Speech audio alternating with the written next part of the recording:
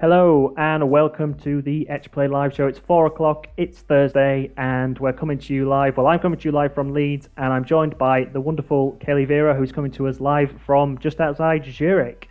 Welcome, Kelly. Welcome to the show. How are you doing today? Hello. Very good, thank you. I'm really happy to be here. Thanks for inviting me. No worries. We very much appreciate you joining us and for your time. So coming up today on the show, I'm going to be having a conversation with Kelly now about fashion and gaming. Then stick with us. We're going to be playing The Wild at Heart, or Adam and Emma are, and then we'll be back. Adam will be joining me to go through all the latest gaming news of the week.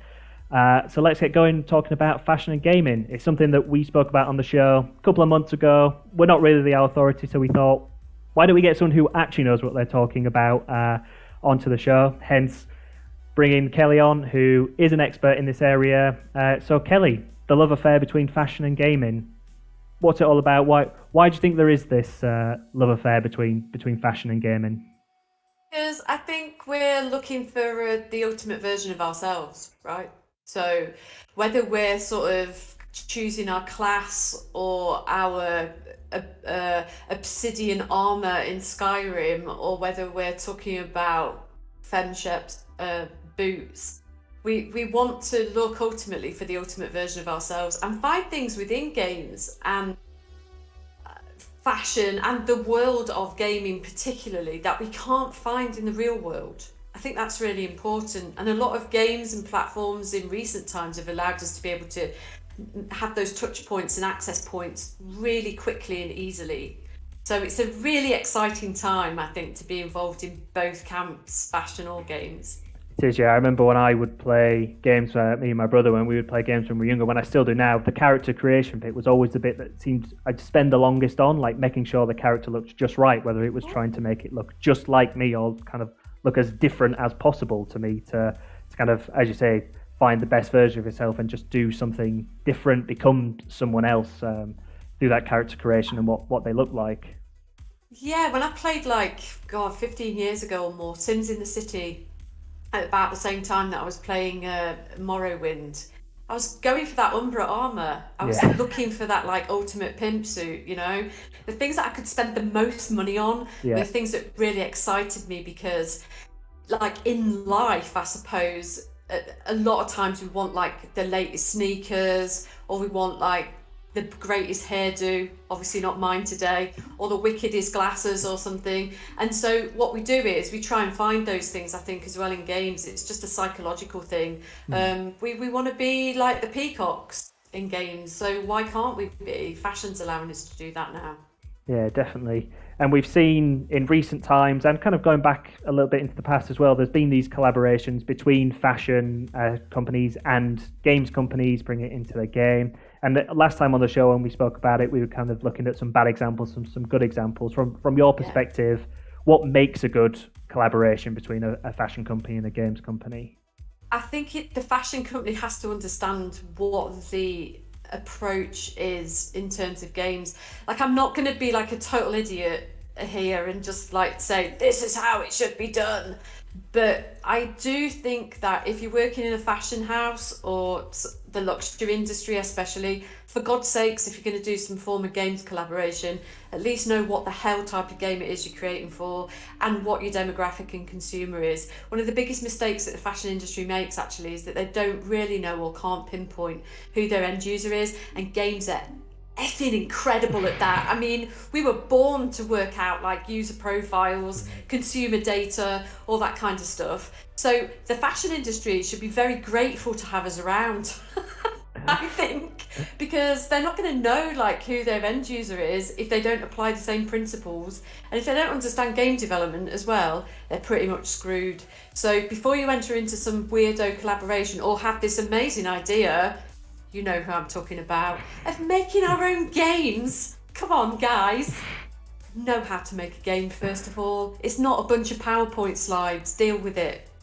Yeah, it's funny. I was going to ask you about that because we kind of you see those two examples of people teaming up with a game that is already exists and kind of getting on the back of that, and then there are companies. I think Burberry did it with their Bounce game, and there's a fashion company which I absolutely butchered the name of last time I talked about it, so I'm not even going to try, but they did create their own game. Or something. That's the one. I got absolutely roasted after the show. I got it so wrong. Well, the thing about that, which I think you talked about previously, which was really interesting, is, I mean, you guys, because you're game developers and very entrenched in the games world, what you don't realise actually is Balenciaga didn't do anything apart from a bunch of bloody animated slides, effectively. I mean, they literally created a lookbook. There were no gamified elements to it. Even something as simple as collecting bloody apples would have got us from, like, just looking at a bunch of pretty people. I can't see myself in any of those people, by the way. And I'm not saying that that's because I'm not a pretty person or whatever. Just me, and that's why I go into games looking at fashion, because I am literally looking for a version of myself. If Balenciaga aren't going to bring it to me, who's going to give it to me? Yes, that's a very good point, and it seems like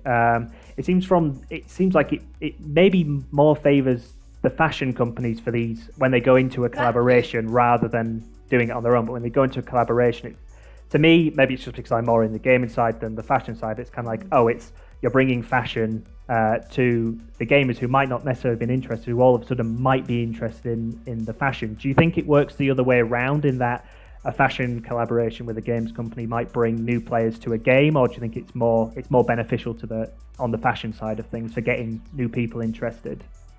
Well, I mean, there's a guy who's like head of the creative division at Louis Vuitton called Virgil Abloh. Everybody knows him. He's absolutely incredible. He is kind of mentored by, Yeezy himself, right? So this guy, and Kanye West as well, these two people are pretty iconic in terms of thinking about fashion as game asset creation tools, right? Or game assets in and of themselves. So that's pretty interesting to start off with.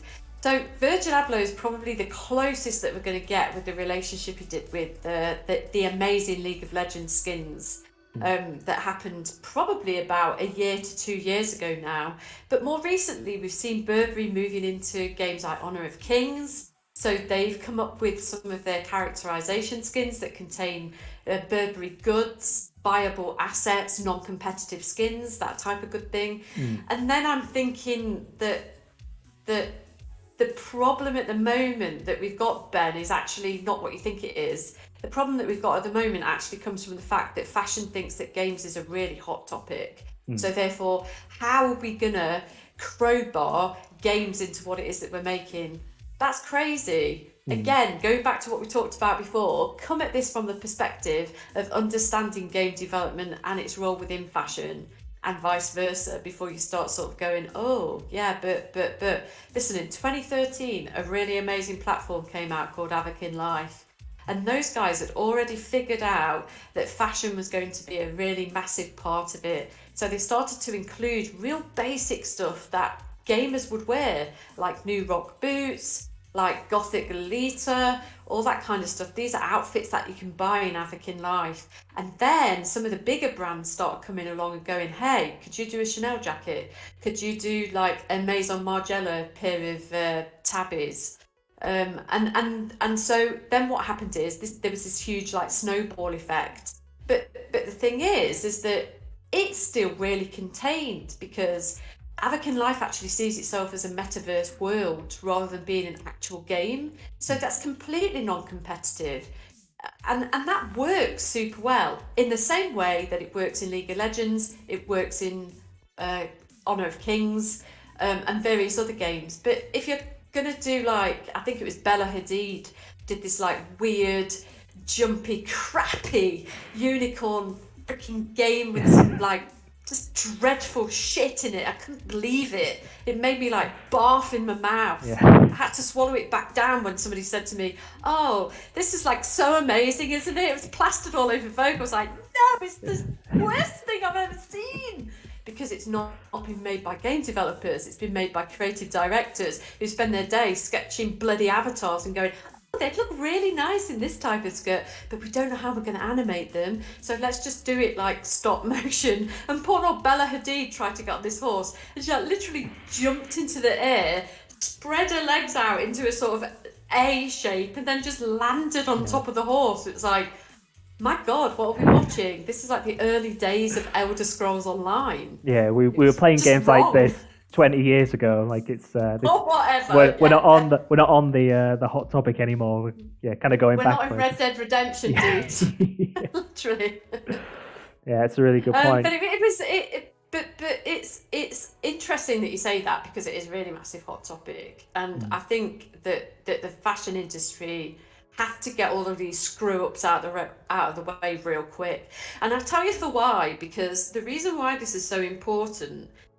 How long, Ben, do you spend playing games on an average given day? Or how long does Etch Play allow you to spend time I playing mean, games yeah, per we, day? we, we rack up quite a few hours because we play it afterwards, and then whenever we can squeeze it into technically this is work. We always will do it. So when we're recording for the show and stuff, like any excuse to play, we're going to play. So we spend a lot of time collectively as a team playing it. So I guess yeah, it's a lot of hours that we're putting our attention in this one place.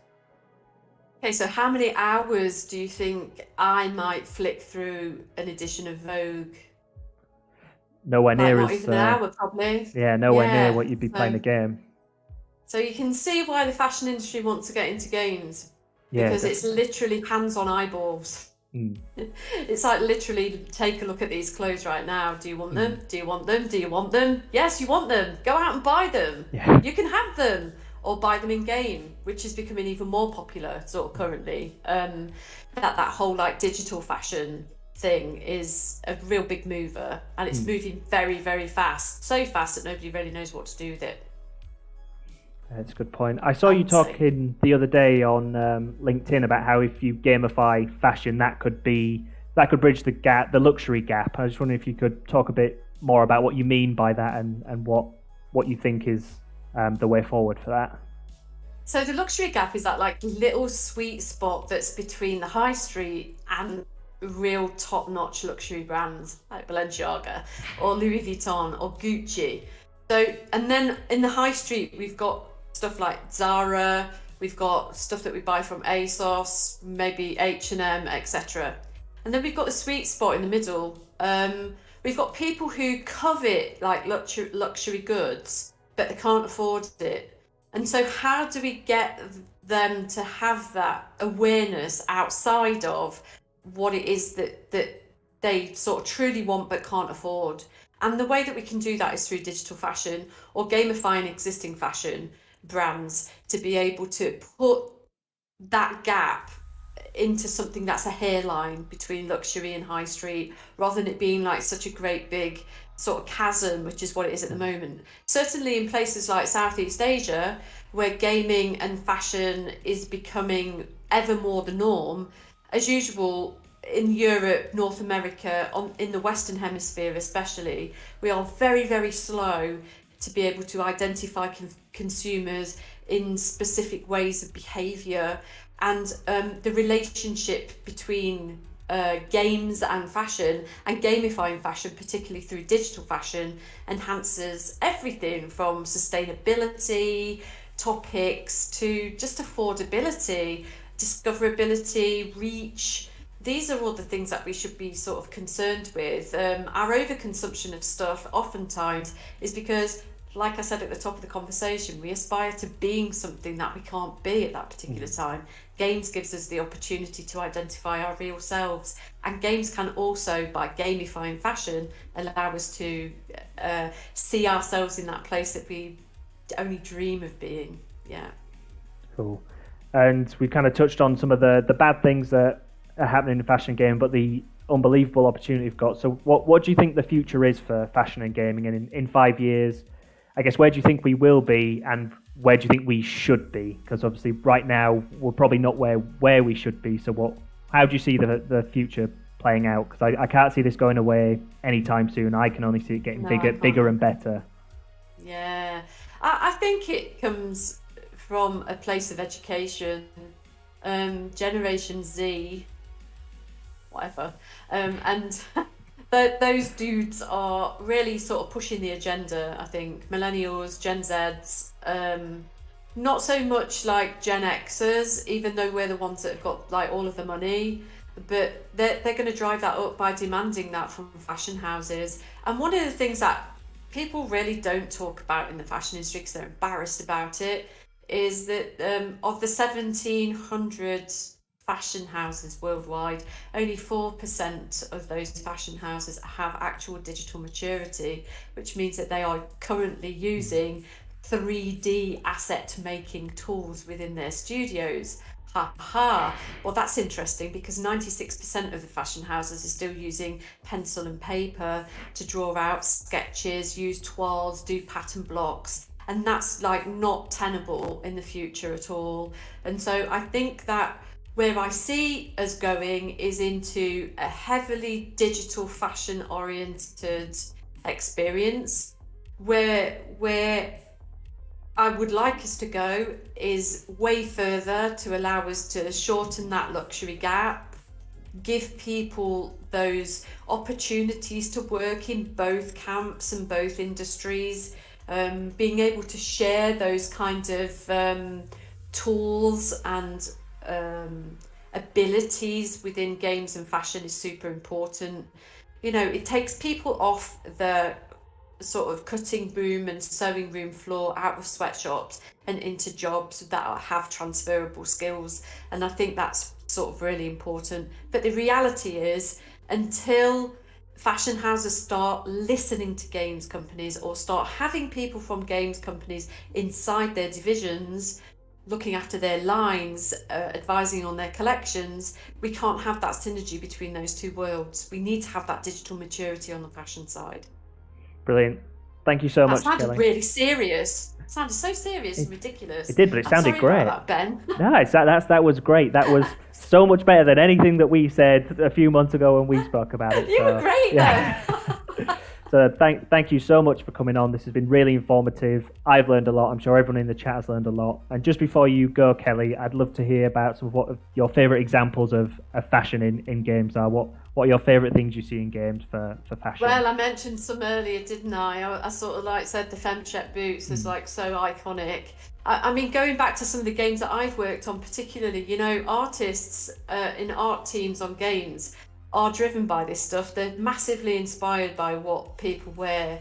I've worked on games like Subway Surfers where, you know, Jake is pretty like street smart and looks really amazing, but he's got opportunities to wear even more of the latest sort of street and skatewear that you or I might wear. And I think that's really sort of integral to us being able to adopt that notion and that sort of behaviour as consumers. Also, I really fancy like a lot of the ranges in EVE Online. I think some of the things that the characters wear in EVE Online are amazing. I'm still looking for that Ultimate Umbra armor suit. I'm never going to get it, but hey. And I think what Final Fantasy VII and some of the sort of Japanese games like Nier Automata and all that kind of stuff, they are wearing like pretty seriously cutting edge stuff that I don't even think we'd see on the catwalks. It's just too difficult to make, but God, it's great to look at.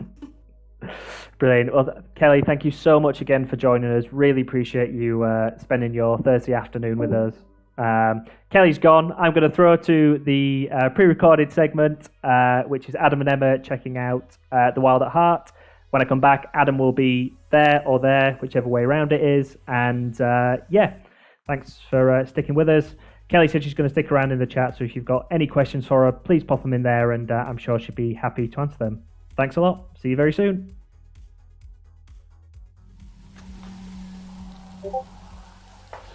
Hello and welcome to another Etch Play video. My name is Adam Burt and I'm your host for this little recording, and I'm joined by the one, the only Emma Budd. Hello, Emma. Hi, everyone. Thanks for having me. That's okay. Yeah, it's good. We're here to check out The Wild at Heart. This is a brand new title which has come out on PC and Xbox, actually on Game Pass if you have Game Pass.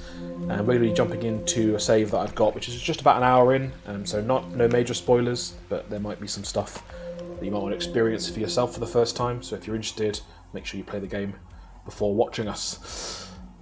How do I describe this game? This game, if anyone out there has played Pikmin for the GameCube, it's like that. You're collecting little creatures called Spritelings in this, and basically making them do things. So this is me, I'm Wake, and I have a vacuum cleaner which I use for certain things, and what I can do is I can go to a well, and let's just get some Spritelings out. Let's get 15, because that's the maximum that I can have.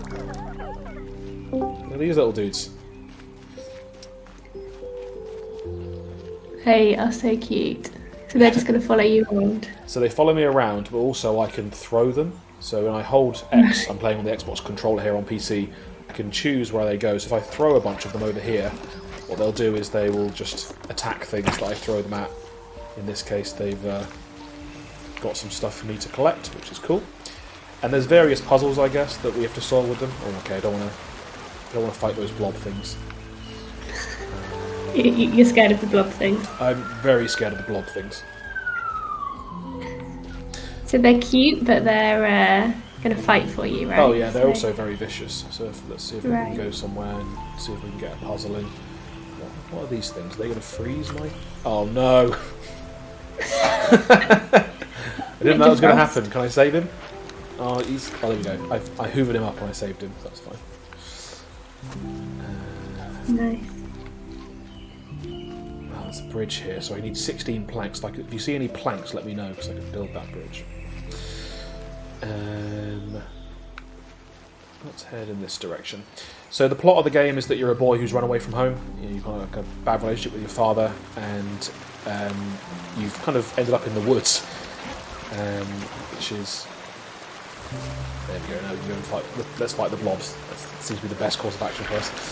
And when you do, you find all these weird people in the woods, including a guy in a big coat, and it's not creepy. It's just...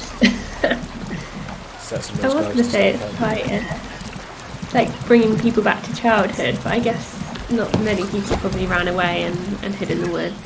You like pack up a little bag of stuff that is just not going to help if you did run away from home, threaten it, slam a few doors, and then realise you're much better off at home. But yeah, some people will have done. But yeah, I imagine a lot of people can relate to this little character. Yeah, and being attacked by these bug things, so finding it hard to talk and play at the same time. So you mentioned this game's on Game Pass. It comes out of a studio called Moonlight Kids. Some of my creatures have died. So Greycoat is my mentor. He's a man in a coat, and their spirits returned to the forest. I mean, I can say this about a lot of games, but I'm getting a lot of Pokemon vibes. He's like your Professor Oak helping you through. He's got a bunch of Pikachus following you around. He looks a bit Ash Ketchum-y as well. Yeah. I wonder if they did take inspiration. So you found this on Game Pass. Yes. How do you know what to play? I think sometimes I look at Game Pass and I'm just almost overwhelmed by all these new games that I want to play. Or yeah, there's a lot on there. I mean, it's kind of like the Netflix problem, I guess, where you look at Netflix and you go, oh man, this thing's killing all of my guys. And you. Yeah, I guess I rely heavily on watching this show and seeing what you're playing and then copying things from there, or things that other people are talking about on Twitter and such. So I'm not very good at browsing and then picking out what's going to be a good game. Yeah. Although there's obviously less of a commitment because you're not kind of paying per game, but you do still have to pick, don't you? So I guess the challenge for games is standing out when people are scrolling and browsing. Yeah, and there's an increasing amount of competition, isn't there? Like, we've talked about this before, kind of on the show to a degree, but also in blogs and stuff. Like, in the old days, just releasing a game was kind of enough to get quite a lot of attention because there wasn't that many games that came out. But now, hundreds of games come out every month. And how do you deal with that? Oh, look at a little treasure chest. Yeah. So yeah, I mean, I found this, and I'm not sure many people have found this. I mean, I want this game to be a success. I'm quite enjoying it so far. I'm enjoying like throwing these things around and making them do things for me. It's like I don't know, it's like having children if you're allowed to train them exclusively to do things for you rather than to take care of them. I hear that's not the point of having kids. I feel like the way that I come across games is people talking about them on Twitter, sharing memes, things like that. I know they mentioned actually on their website about that character becoming a meme. There was kind of a picture of him crying, which was just primed for using in that way. Yeah, I guess working with kind of influencers or people who do this kind of thing and are streaming them playing games, getting it out to that audience, and then spreading the word that way is definitely how I'm coming across more and more games. Yeah. It's really hard to know, I think, when you're releasing a game, where to channel your energy. I think you have a lot of different platforms that you need to promote the game, or you need to kind of reach an audience, lots of social media channels. It's really difficult, but I definitely think that kind of influencer space is a good place to start. I mean, how about you? How are you? So you're browsing to find games, but how else are you coming across them? What made you pick this? I mean, I play quite a lot of games, more than the average person, I'm guessing. Ooh, we've got a new kind of creature. Let's go and try and catch him. Oh, he's gone. Yeah, I mean, I guess I am led by public recommendations, so when I see people being positive on Twitter or on Twitch, like our show is, that does sway me into trying things as well. Let's take care of this blob. I wasn't expecting this to be such a combat-heavy segment.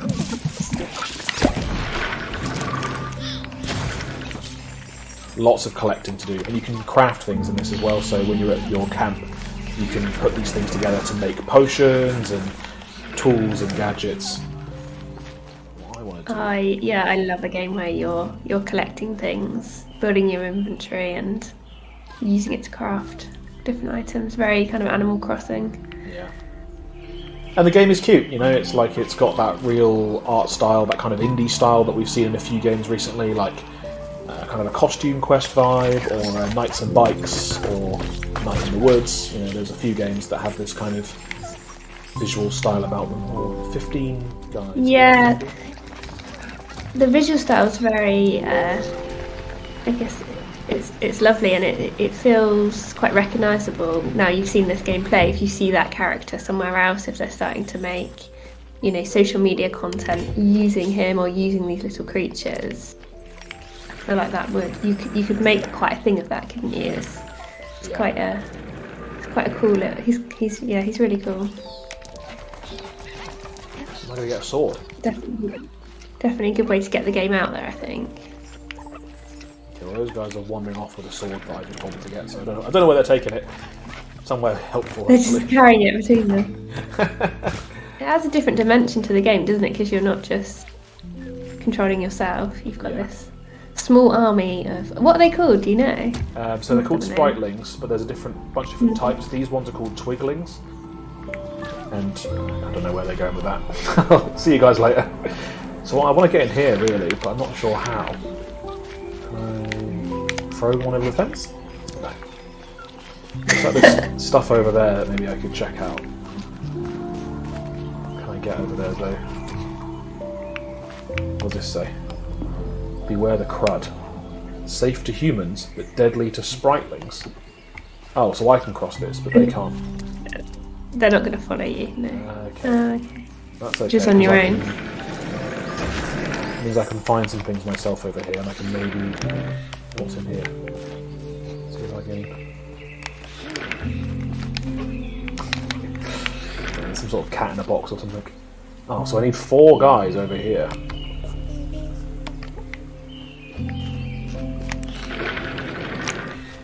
How am I supposed to get them over here if I can't... They can't walk on it. Can I throw them really far?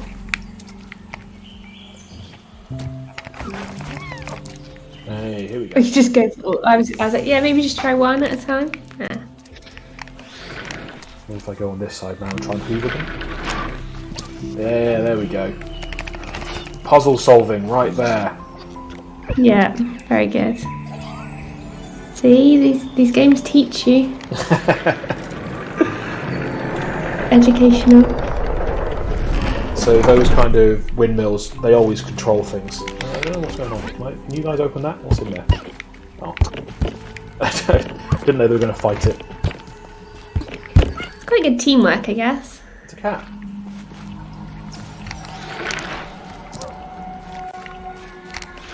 Okay, let's go over there and see if we can convince one of those red dudes to... Oh. Yeah. Don't forget your Let's try and your get friends you back over there.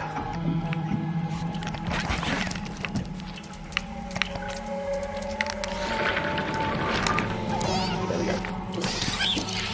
Oh, one of them died. Sorry.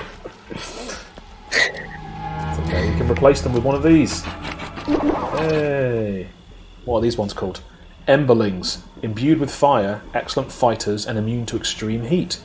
Also capable of sparking a fire when thrown at dry brambles. Cool. I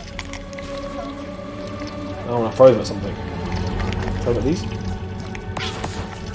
It's already fire. Oh, okay, so I want to throw the fire ones at the brambles. You pick that up. And then fire guys go in there. Oh, I'm definitely going to play this. This is cute. Oh no, it's getting dark. So I should have told you about this. This game has like a day-night cycle, and when it gets dark, these horrifying creatures come out and start chasing you. So I need to find a camp very quickly. There's a good life lesson there, not going out in the dark. You're not safe. Can you keep an eye on the time? Is that what you should have done? Yeah, this is what. Oh no, the bridge! The bridge is broken. I need to find another one. This is getting real scary real quick. It's supposed to be like a fun, family-friendly game. I don't like being out at night in this game. Oh, there they are. Okay, so you stay near light. You actually sound scared. Yeah, they don't like light, so if you stay near a thing like that, it's not too bad.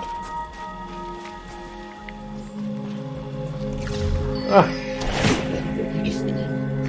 Okay, I'm literally about to be hit in the face by one of these bad guys, and I've just got a phone call. Mr. Oaks, come to help you. Ah. Oh, I'm Run. That was fun while it lasted. Yeah, and this is Wild at Heart. Like I say, it's available for PC and Xbox on Game Pass. If you haven't checked it out yet, do check it out because it's a lot of fun. And we'll see you again on next future video. Bye. Bye.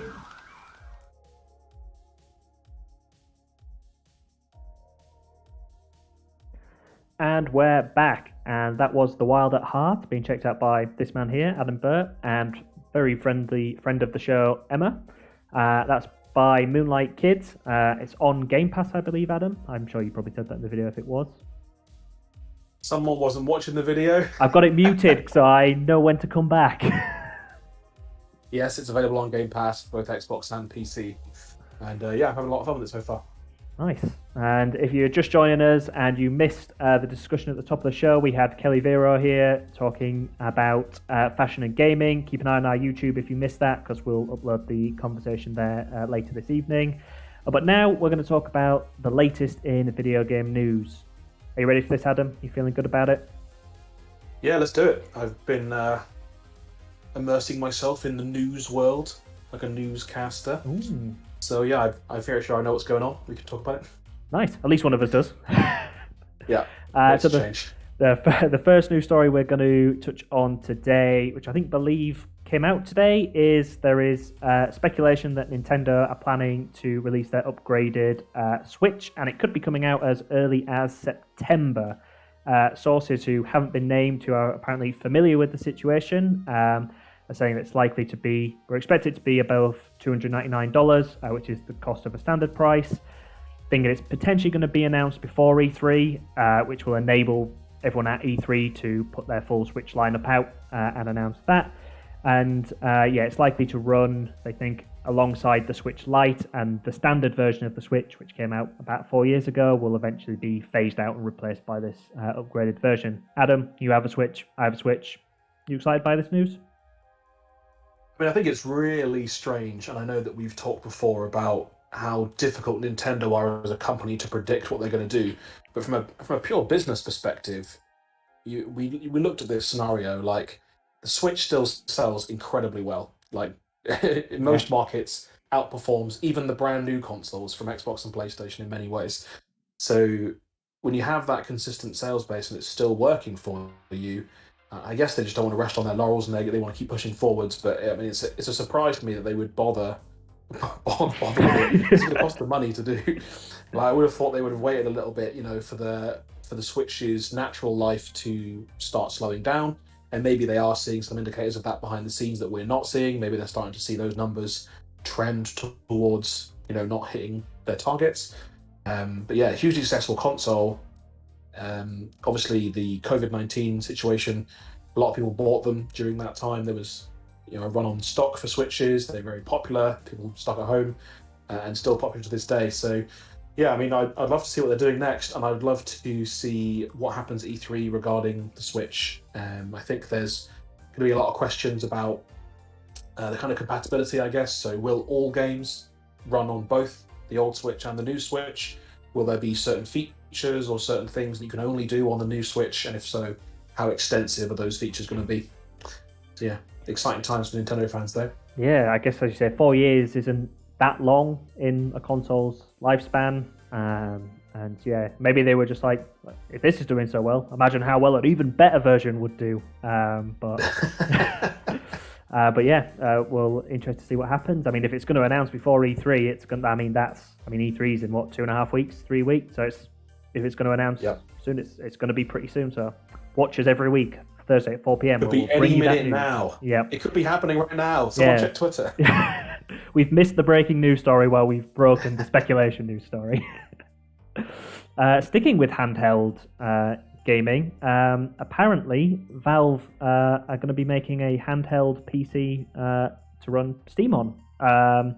So multiple sources familiar with the matter apparently have confirmed the speculation and that it is going to be a Switch-like handheld PC, and it's looking like it might be called Neptune or Steam Pal. So we're not going to be getting Steam Boy, which you probably couldn't get away with that, and you probably wouldn't want to call it that these days anyway. You probably won't want to just lean it into the Boy. Like, we know that that's not the case, so don't segment your market like that. But yeah, interesting move from Valve. So we know they're best known for the Steam storefront and doing games like Half-Life, but it isn't the first time that Valve have stepped into the hardware market. They've done the Steam controller, and they've done a couple of VR units with the Vive and the Index, so those headsets. So hardware isn't new to them. It's maybe not what they're best known for, but yeah, it's going to be interesting to see if another handheld console, handheld PC comes out onto the market, and will that make it a direct competitor with the Switch? It's both handheld devices. It's going to be interesting to see what plays out, and as and when that's likely to be announced, if it is true. It seems like people inside who have not wanted to be named have confirmed it. What's your take on this, Adam? I mean, Valve are one of only a few companies in the world really in the gaming space who are so fascinating that whenever they do anything, it's news. and we don't really know the scale of this news yet. We don't know if this is an experimental thing, a limited run, how much of a focus it's going to be. And we have seen them launch hardware projects recently, like the Steam machines and the Steam gamepad, to varying degrees of success. They are the creators of some of the most beloved games of all time, but they're also not necessarily kings of the hardware market. So it would be a bit of a gamble for them, to be sure, especially against a Switch that we've just talked about is extremely strong. It's a very powerful competitor to go up against, and I think we just don't know enough about it yet. I mean, I'd love to find out more, and I think Gabe Newell has hinted that we might find out more this calendar year, so hopefully it won't be too long to wait before we know what this thing looks like and how it plays and how it operates. Does it share your Steam library? Is it a whole new set of games? Is it streaming? Is it games downloaded directly to the memory on the device? All those sorts of things, which could be a factor. So excited to find out more, but I'm not counting my chickens just yet that Steam are about to conquer the handheld